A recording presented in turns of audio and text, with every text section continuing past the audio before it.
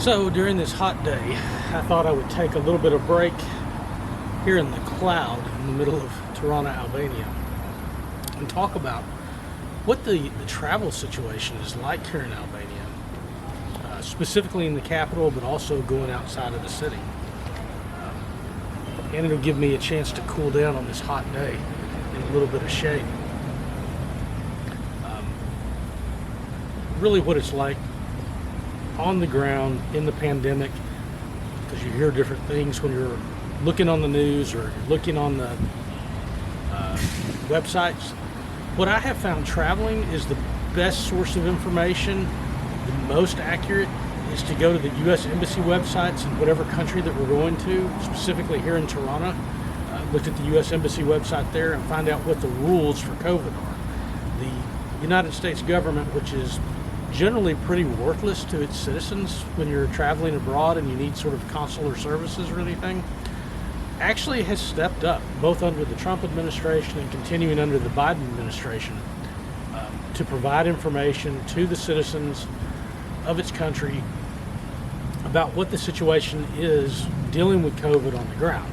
Now, every single country that you will see on their website, they'll recommend that it's a danger to travel to, and it's a category 3 or category 4 because of COVID, despite the fact that the United States was probably the hardest hit of any place on the face of the earth. And if that was the standard that the world should be going by, then the United States would be closed off to everybody on there.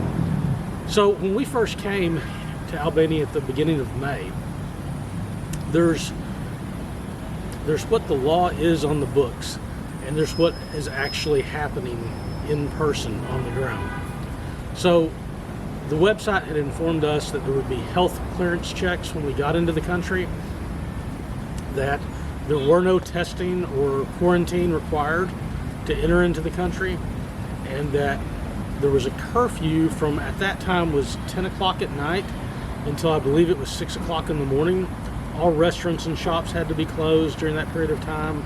You were supposed to get special permission to move around if you needed to go to the doctor, the hospital, or for some other work-related thing from the government. Also, the website was stating, and the law was, that face coverings were required anywhere, basically, that you could not social distance, outside as well as inside. When we got here on the ground, it was totally different. So first of all, as far as the health screening checks, when you arrive in the country on the airplane, there was really nothing. We got off the airplane, headed over to the baggage carousel and customs to claim our bags, and they had this like gate that you had to walk through that was shooting chemicals out, spraying on you when you walked under it. It was like a mist of chemicals to, I guess, destroy the virus or something. I honestly have no idea. But other than that, that was the only thing that we had to endure as far as coming in. It was no big deal. You just walked through it and you got wet and it smelled a little funny. I have no idea what it was. But there were no temperature checks, no screenings, nobody having us fill out any sort of health certificates or anything like that. It was literally, you went through that gate, you went in through customs and got your passport entered into the system, you collected your bags, you walked outside the airport, and when you got outside the airport, immediately you were in a different world. We had left from Washington, D.C. to come to Tirana, transiting through Frankfurt. And so in Washington, everybody's wearing masks. They were required to. I think you even had to wear them like in taxi cabs or something in the United States. And it was much different than it was in East Tennessee, where we didn't have any of those sorts of restrictions.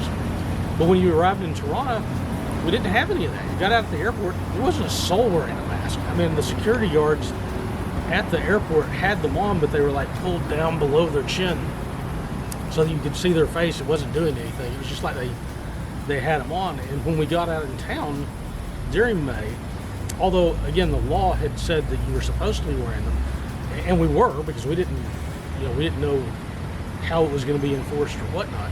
But inside restaurants, grocery stores, I would say back in early May, maybe 10, maybe 20% of the population was actually wearing masks.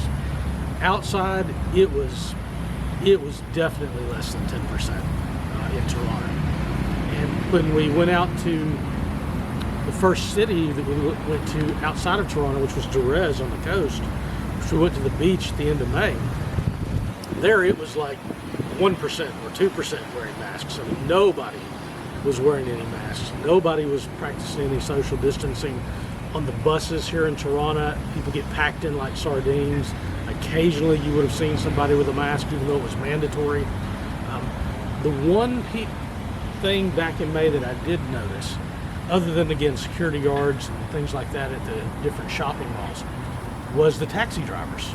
And so when you got into the taxi, they would wear a mask.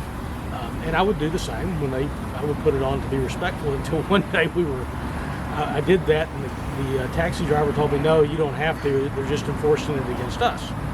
It didn't seem very fair, so I went ahead and wore it anyway, because, for his protection. I mean, I'm vaccinated, I'm not going to give him anything, but still, maybe it makes him feel more comfortable. He was an older gentleman, very, very nice, but, I wanted to respect the laws, because, even if the local people aren't respecting them, I'm going to, because I'm a guest. I was a guest in the country. By the end of May, 1st of June, they had relaxed some of that, at least on paper. The curfew had gone to 11. I'm not even sure if we still have a curfew. I know that during the Euro 2020, businesses were staying open during the finals and the semifinals, well past what originally had been the curfew at 11 o'clock, because people were still in there watching the games. It was a big deal, and it was running late. I see people on the street all the time after midnight on there. So if there still is laws on the books like that, I really just don't see anybody complying with that. It's I guess they determined that they were going to stay open. I know there were some protests back in December in Albania because of some stuff that had happened because of the lockdown measures. And, these people, they're incredible people, but they had survived, in recent times, living memory in my adult life, under communism. And I think they just said they're not going to go back to some sort of authoritarian, totalitarian regime. They're going to live free and deal with the consequences. Much like parts of the southern United States has, that, the media makes fun of and all, but it seems like they ended up, I don't know what the science says on that. I just know what I'm seeing. So here on the ground, you would not know that there was a global pandemic all over the world or in this country based on the behaviors of the people. It seems like it's business as normal. I mean, everybody's trying to go about their lives as much as possible to keep some semblance of normalcy, and I mean, it seems to be working. I've enjoyed my stay here, but it goes to show you that what you see on the books or what you see on the news is not necessarily what's actually happening on the ground in these places. So Albania has been very impressive. They really ended up being kind of the last man standing in Eastern Europe back in the spring of 2021 and definitely in the fall of 2020. Most of Eastern Europe, you've got Croatia, you've got Serbia, Montenegro, all of these places remained open for tourists and tried to keep their economies as open as possible, so they didn't, send people into crushing poverty more so than they already had. And Serbia really ended up being, Albania, after Serbia had caved and started requiring testing coming in, Albania stood strong on that. And from what I can tell around town, it does look like there's a lot here in the summer of tourists that have come in. Definitely a lot of tourists at the beaches that we saw in Jerez and in Vlore, who are coming in mostly from different parts of Europe, but I've seen a lot of Americans here. There's a ton of people from New York. It seems to be very much represented. Of course, if I was in New York, I'd probably want to escape that situation as well. But that's the reality here on the ground in Albania. We're going to be leaving here soon and traveling on to the next country. So the freedom that we have here, we don't know if we'll have that in all of the places that we're going to go. Obviously, we're going to abide by the law and the local rules. even if the locals aren't on there, because again, we're guests. But I'm hoping that the places we go will be as free as Albania has been, because it certainly makes for a nicer trip and makes for more comfortable living arrangements on there. Anyway, thanks for watching the video. Hope this information was helpful if you're considering coming to Albania. I highly recommend it right now. It's getting expensive due to the summer, due to it being one of the few places that are open, but it's a really good trip. It's a really good place to spend some time. And if you're a remote worker and you work on project-based stuff, this is an excellent place to get some work done. Anyway, thanks for watching. We'll see you in the next video.